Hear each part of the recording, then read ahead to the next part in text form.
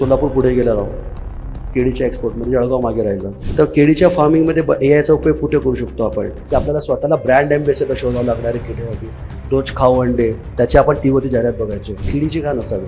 तर केळी महामंडळाच्या माध्यमातून हे ब्रँडिंग करणं आपल्याला खूप चांगल्या प्रकारे शक्य होणार आहे. माध्यमातून हे चांगले इन्साईट्स आमच्याकडे येतील आणि पूर्णपणे इन्साईट्स आम्ही शासन दरबारी मांडण्याचा पूर्णपणे प्रयत्न करू. आणि मॅक्स किसानने मला इथं बोलवलं त्याबद्दल खूप खूप धन्यवाद.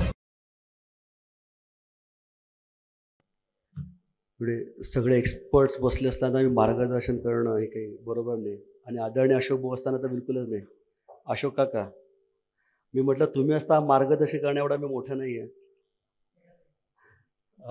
आजच्या आपल्या या मॅक्स किसानने जे हा जो केळी परिसंवाद आयोजित केला आहे, या केळी परिसंवादाच्या निमित्ताने उपस्थित आपल्या केंद्राच्या राज्यमंत्री आदरणीय रक्षाताई खडसे, ज्यांनी हा बनाना क्लस्टर हा अत्यंत महत्त्वाचा विषय आहे, ज्या विषयाला खूप कमी वेळामध्ये मागच्या 8 महिन्यामध्ये त्यांनी मंजुरी देण्याचा पूर्ण प्रयत्न केला आणि आपल्याला मंजुरीसुद्धा मिळाली आहे ताईंच्या या पूर्ण याच्यामुळे.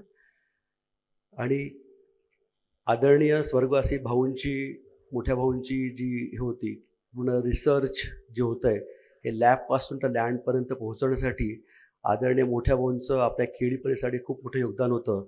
तोच वारसा घेऊन चाललेत, मला नेहमी मार्गदर्शन करतात असे आदरणीय अशोक भाऊ जैन, आदरणीय डॉक्टर के. पाटील काका, भागवत काका, आपल्या सर्वांचे की ज्यांच्या गेल्याने खरोखर 12 मेला कलेक्टर साहेबांनी बऱ्हाणपूरला भेट दिली आणि 14 तारखेला आपण भाव अनुभवला असेल तर राजू काका भाव हा किती होता, त्याची 2600 रुपये झाला होता भाव. त्याच्या आधी भाव 2200 रुपये होता. तर खरोखर त्यांनी भेट दिली, 13 तारखेला भेट दिली होती आणि आपला भाव 2600 रुपये झाला होता. तर असे ज्यांनी केळीमध्ये खरोखर चांगलं काम करत आहेत, जलसंधारणाच्या बाबतीत नेहमी आपल्या सगळ्यांना मार्गदर्शन करत असतात असे कलेक्टर साहेब आणि व्यासपीठावर उपस्थित सर्व एक्सपर्ट्स आणि समोर उपस्थित सर्व केळी उत्पादक आणि या क्षेत्रातले सर्व एंटरप्रेनर्स. केळी हा विषय खरोखर अत्यंत मोठा आहे आणि केळीमध्ये ज्यावेळेला माझे बाबा गेले त्यावेळेला मी सगळ्यात पहिल्यांदा भेटलो अशोक भाऊंना आणि नंतर दुसऱ्यांदा भेटलो मी डॉक्टर के. पाटील काकांना. विषय हाच होता, केळीची लागवडीच्या बाबतीत मला फारसा असा काही जास्त अनुभव नव्हता. मी काकांना म्हटलं मला तुम्ही बिलकुल डे 0 पासून तर शेवटच्या दिवसापर्यंत सगळं समजावा, कारण स्वतः कसं प्लॅन्टेशन करायचं आहे या बाबतीमध्ये, नंतर आपण कशी वाढ करायची आहे, प्री प्लॅन्टेशनपासून तर प्लॅन्टेशन, नंतर प्रोडक्शन, त्याच्यानंतर हार्वेस्टिंग, प्रत्येक स्टेजला त्यांचं मी मार्गदर्शन घेत असतो. आणि या सगळ्या प्रवासामध्ये आदरणीय शैलेंद्र भाऊ समोर बसलेत आणि या बाजूला भोकरे साहेब आहेत. हे दोघं जणांचा सुद्धा बाबांसोबत असायचे, माझ्यासोबत असतात.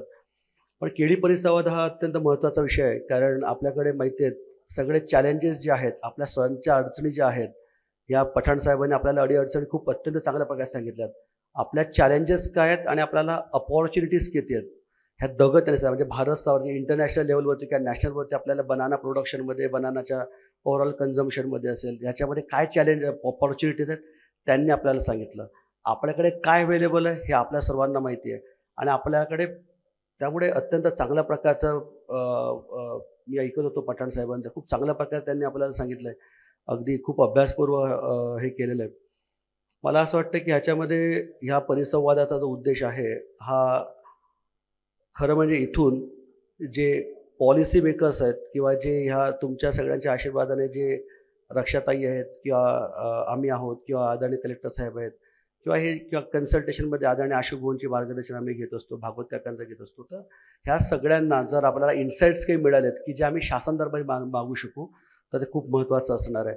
इन्साईट्समध्ये उदाहरणार्थ आपल्याला प्री प्लॅन्टेशनच्या स्टेजला आपण अनुभवलं असेल तर पाण्याची लेवल कमी होते, त्याच्यामध्ये आपण काय नवीन प्रॅक्टिसेस फॉलो केल्या पाहिजे. ड्रीप इरिगेशन एक आहेच. हार्वेस्टिंग स्टेज आपण ज्यावेळेला प्लॅन्टेशन करतो त्यावेळेला आपल्या टिश्यू कल्चरच्या संदर्भात आपल्या कुठल्या प्रकारची अडीअडचण येतात. जसं पठाण साहेबांनी सांगितलं की आपल्याला 25 कोटीची आपल्याला रिक्वायरमेंट आहे पूर्ण महाराष्ट्रभरामध्ये आणि जेन इरिगेशन 12-13 कोटीची आपल्याकडे अवेलेबिलिटी आहे. स्टील 12-15 कोटीचा खूप मोठा गॅप आपल्याकडे आहे. हा गॅप आपण कसा ब्रिज करू शकतो, किंवा जे प्लॅन्ट्स आपल्याकडे त्याच्या चांगल्या क्वालिटीचे किंवा कुठले डिसीज फ्री कशी येऊ शकतात, अशा प्रकारे आपण कसं नियोजन केलं पाहिजे. नंतर आपण प्रोडक्शनला ज्यावेळेला जातो, ॲक्च्युअल प्लॅन्टेशन झाल्यानंतर प्रोडक्शनला ज्यावेळेला जातो त्यावेळेला हँडलिंग टेक्निक्स कसे असले पाहिजेत. कारण आपल्याकडे आपण एक खूप मोठी अडचण आपण करतोय, पर्टिक्युलरली यावर राव्या तालुक्यामध्ये बोलायचं म्हटलं तर जसं यांनी सांगितलं की महाराष्ट्रातला साधारणतः 52% केळी एक्सपोर्ट जळगाव जिल्ह्यातून होते. जळगाव जिल्ह्यातल्या रावेर तालुक्यात 52% केळी एक्सपोर्ट होते आणि यावल तालुक्यानुसार एक्सपोर्ट नाही, ओव्हरऑल ब्रँड प्रोडक्शन जे आहे केळीचं, तर 52% रावेरचं आणि 29% साधारणतः यावलचं प्रोडक्शन आहे. पण अनफॉर्च्युनेटली आपण किती एक्सपोर्ट करू शकतोय?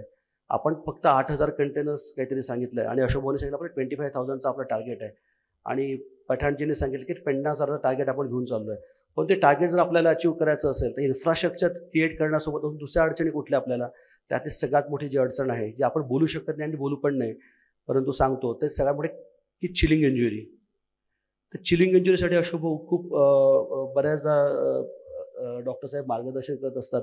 पण चिलिंग इंजुरी काय येते पर्टिक्युलरली यावर रावेरच्या क्षेत्रामध्ये? आपण जर बघितलं तर रावेरच्या या साईडला आपण सातपुड्याच्या वडरी, चोपडा या साईडला गेलो चिलिंग इंजुरी कमी होत राहते. त्या जामनेर साईडला गेलो चिलिंग इंजुरी कमी आहे. पण या साईडला चिलिंग इंजुरी का जास्त आहे विशाल भाऊ? बरोबर ना? त्याच्यामुळे आपल्याला एक्सपोर्टच्या अडचणी येतात. म्हणजे जशा त्या अडचणी एक्सपोर्टसाठी इन्फ्रास्ट्रक्चरच्या आहेत, सायमल्टेनियसली चिलिंग इंजुरीची सुद्धा आपली एक अडचण आहे. दुसरी मोठी अडचण मागच्या 1.5 वर्षापूर्वी मी अशोक भाऊंकडे गेलो होतो. ज्यावेळेला मी नेमकाच राजकारणामध्ये प्रवेश केला होता आणि भाऊंकडे विषय निघाला पनामाचा, की पनामा हा खूप मोठा भयंकर आपल्याकडे येऊन ठेपलाय. त्यावेळेला आपण पत्रही दिलं होतं. पनामा रेस 4, रेस 1, रेस 4 काही ठिकाणी रेस 1 आयडेंटिफाय केला आहे, एका ठिकाणी रेस 4 सुद्धा आयडेंटिफाय झालेला आहे. परंतु ह्याचा प्रोटोकॉल काय असला पाहिजे? हा अत्यंत महाभयंकर रोग आहे. पण ह्याचा प्रोटोकॉल काय असला पाहिजे? ह्या सगळ्याच्या इन्साईट्स ह्या कदाचित आपण स्वतः शेतकरी आहोत, आपण स्वतः केळी उत्पादक आहोत. तर ह्या मंडळीपेक्षा तुम्ही लोक चांगल्या प्रकारे सांगू शकतात की याच्यामध्ये आपण काय केलं पाहिजे. ठीक आहे, तर तुमचे जे रिसर्च अँड डेव्हलपमेंट रिसर्चची जी टीम आहे ती आपल्याला गाईड करेल, परंतु आपल्या प्रॅक्टिकल अडचणी काय आहेत, कसं असलं पाहिजे, याचा इन्साईट्स इथून येणे गरजेचे आहेत. दुसरा अत्यंत महत्त्वाचा विषय आपण बघितला असेल तर आर्टिफिशियल इंटेलिजन्सचा खूप चांगला उपयोग ह्याच्यामध्ये होत आहे. आदरणीय मोदीजींच्या नेतृत्वात, आदरणीय देवेंद्रजींच्या नेतृत्वात एआयचा खूप उपयोग आपण बजेटमध्ये एआयसाठी खूप चांगले प्रोव्हिजन केलेलं आहे. स्टेटच्या बजेटमध्ये सुद्धा खूप एआयची प्रोव्हिजन केलेलं आहे. तर केळीच्या फार्मिंगमध्ये एआयचा उपयोग कुठे करू शकतो आपण? बरोबर आहे. ह्यासाठी खूप मोठं एक चांगलं म्हणजे एआय बेस्ड टूल्स आपण इमेज रिकग्निशन टूल्स कुठल्या प्रकारचे आपण वापरू शकतो, किंवा सॉईल असेल, मॉइश्चर असेल, किंवा ह्या सगळ्या गोष्टी आपण वेगवेगळ्या प्रकारच्या सेन्सर्स IoTs कसे वापरू शकतो. जेन इरिगेशनच्या माध्यमातून स्मार्ट फार्मिंगचं काम सुरू आहे, प्रेसिजन फार्मिंगचं काम सुरू आहे. ॲक्च्युली हे आपण फील्डवर पोहोचवत असताना त्याच्याकडच्या आपल्याकडच्या अडचणी काय आहेत? कारण मला असं वाटतं, जे माझा अनुभव आहे त्याप्रमाणे आपल्याकडे लँड होल्डिंग कमी आहे, त्यामुळे आपल्याकडे प्लांटेशन छोट्या साईजचं आहे. त्यामुळे हे कसं आपण कमी याच्यात कसं यशस्वी केलं पाहिजे, क्लस्टर फार्मिंग आपल्याला करता येईल का, अशा ह्या प्रकारे विविध प्रकारचे हे जस्ट थॉट्स मी आपल्याला देतोय, की जेणेकरून आपले जे सगळे एक्सपर्ट्स बसलेत त्याच्या माध्यमातून ह्याच्यामध्ये काहीतरी इन्साईट्स आले तर आपण ते प्रॅक्टिकल वापरू शकतो. चौथा अत्यंत महत्त्वाचा विषय की टेंभुर्णी. मी किरण डोके साहेबांना मध्ये बोललो होतो, सोलापूर पुढे गेला राव केळीच्या एक्सपोर्टमध्ये, जळगाव मागे राहिलं. मी त्यांना थोडं बोलूनही आलो होतो की काय तुम्ही मला गाईड करा, आम्हाला गाईड करा. या एक्सपोर्ट फॅसिलिटीज तिथे क्रिएट होतात, मग आपल्याकडे का क्रिएट होत नाही आहेत? तिथे जर शेतकरी स्वतः येऊन ते क्रिएट करतात, मग आपण आपल्याकडे का क्रिएट करत नाही आहे? वेगवेगळ्या आहेत. खूप चांगल्या प्रकारच्या एक्सपोर्ट फॅसिलिटी तयार केल्यात. परंतु मला असं वाटतं याच्यामध्ये की 14 कोटी रुपये आपल्याकडे केंद्र शासनाच्या माध्यमातून मंजुरी झालेले आहेत मागच्या 1.5 वर्षापूर्वी, आणि महाप्रीत संस्थेच्या माध्यमातून आदरणीय रक्षाताईंचं सुद्धा याच्या मार्गदर्शन लाभलं आहे. गिरीश भाऊंचं, गुलाब भाऊंचं आणि संजय भाऊंचं सगळ्यांचं मार्गदर्शन याच्यामध्ये लाभलेलं आहे. आणि 14 कोटी रुपये आपल्याकडे भोकरी रावेर तालुक्यासाठी आपल्याकडे मंजूर झाले आहेत. तर बनाना क्लस्टर ताईंच्या माध्यमातून सुरू आहे, तो अत्यंत मेगा प्रोजेक्ट आहे. परंतु छोट्या लेव्हलला 14 कोटी रुपयामध्ये आपल्याला नवीन export common export facility centre कसं उभं करता येईल, या दृष्टीने आपण जागेसाठी सुद्धा विनंती केलेली आहे. जागा आपल्याला मिळाली सुद्धा आहे. कदाचित डाऊन द लाईन 1-2-3 महिन्यामध्ये त्या फॅसिलिटी सेटअप करायचं काम सुद्धा सुरू शकतं असं मला वाटतंय. पण त्या फॅसिलिटीतून चांगल्या कशा प्रकारे करता येईल यामध्ये कलेक्टर साहेबांचं आपल्याला मार्गदर्शन लागणार आहे. असे वेगवेगळे केळीच्या संदर्भातले विषय आहेत की या विषयांवर या परिषदेमध्ये चर्चा होणं गरजेचं आहे, आणि जर चर्चा झाल्या त्यातून मार्ग निघत असतात. आणि मला असं वाटतं की जेवढ्या आपण ह्याच्यामध्ये जसं कलेक्टर साहेबांनी सांगितलं की आपल्याला स्वतःला ब्रँड ॲम्बेसेडर शोधावं लागणार आहे केळीसाठी. रोज खाऊ अंडे, त्याची आपण टीव्हीवरती जाहिरात बघायचो. ॲपल, त्याची आपण टीव्हीवरती जाहिरात बघायचो. केळीची का नसावी? म्हणून कलेक्टर साहेब, मी शासनाला नेहमी प्रत्येक विनंती करतोय, केळी महामंडळ असल्याशिवाय तुम्हाला वाटतं ते ब्युरोक्रॅटिक लेव्हलला नसेल, परंतु आदरणीय अशोक भाऊंसारखे लोक जर त्याच्या मार्गदर्शन करायसाठी असतील तर केळी महामंडळाच्या माध्यमातून हे ब्रँडिंग करणं आपल्याला खूप चांगल्या प्रकारे शक्य होणार आहे. आणि ब्रँडिंग करत असताना वेगवेगळ्या प्रकारे ब्रँडिंग आहे. व्हर्च्युअल ब्रँडिंग आपल्याला करायचं आहे, पण फिजिकली काय आहे, जसं त्यांनी सांगितलं की आजच्या कार्यक्रमाच्या नंतर आपण केळी घ्यायची आहे. तर दुसरा एक प्रयत्न आपण करतोय की आपला जिथून खरं रावेर बऱ्याच बनाना सिटी ऑफ इंडिया ज्याला आपण रावेरला म्हणतो, तर तापीच्या पुलावरून त्याची सुरुवात होते रावेर यावलची. तर तिथे आपण एक बनाचा खूप मोठा स्कल्पचर आपण बनवतोय, की ते ज्ञान माणूस एकदा सेल्फी घेईल, लक्षात येईल की नाही मी या एरियात भेट दिली. आपल्या स्वतःला कौतुक नसेल, तर बाहेरचे लोक कधी तिथे येतील. कारण त्या छोट्या-छोट्या गोष्टीमधून आपल्याला आपल्या स्वतःचा ब्रँड आपल्याला तयार करायला लागणार आहे. केळीचे प्रोडक्ट्स आहेत. बाजूला ज्यावेळेला आपण रस्त्याच्या साईडला जातो, आज अनेक वेफर्स बनवणारे त्या बाजूला आहेत.